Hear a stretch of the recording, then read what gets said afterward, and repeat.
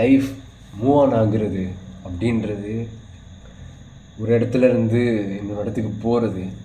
ஒரு விஷயத்துலேருந்து ஈஸியாக நம்ம ஒரு விஷயம் தோற்றுட்டோம், இல்லை நம்ம லவ் ஃபெயிலியரோ, இல்லை நம்ம ஒரு ஒரு ஒரு ஃபீல்டில் வந்து தோற்றுட்டோம் அப்படின்னா அங்கேருந்து மூவ் ஆன் ஆக பாருங்கள். அங்கேயே இருக்காதீங்க, அதே நினச்சிட்டு இருக்காதீங்க. நடந்ததே நினச்சிக்கிட்டு அப்படியே மூவ் ஆன் ஆகாமல் அதே இடத்துல நின்றுட்டோம் அப்படின்னா நம்மளால் இந்த லைஃப்பை வாழவே முடியாது. ரொம்ப ரொம்ப ரொம்ப கஷ்டமாக இருக்கும் அது. ஸோ கடக்க பாருங்கள். அது கடக்கிற வரைக்கும் கஷ்டம். பட் கடந்துட்டிங்கன்னு வச்சுக்கோங்களேன், ஒரு டைம் அதை கடந்துட்டிங்கன்னா அதுக்கப்புறம் திரும்பி பார்க்கும்போது சிரிப்பு தான் வரும். இந்த விஷயத்துக்காக நம்ம இவ்வளோலாம் யோசித்தோம், இந்த விஷயத்துக்காக நம்ம அவ்வளோ ரியாக்ட் பண்ணோம், இதுக்காக அவ்வளோ கஷ்டப்பட்டோம் அப்படின்னு ஒரு சிரிப்பு தான் வரும்.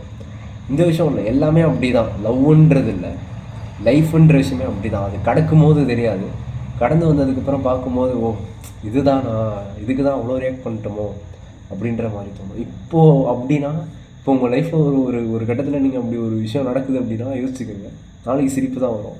அதை அப்போது இன்றைக்கி வந்து ஈஸியாக டீல் பண்ணிக்கலாம், நீங்கள் ஈஸியாக கையாண்டுக்கலாம் அதை. ஆமாம்.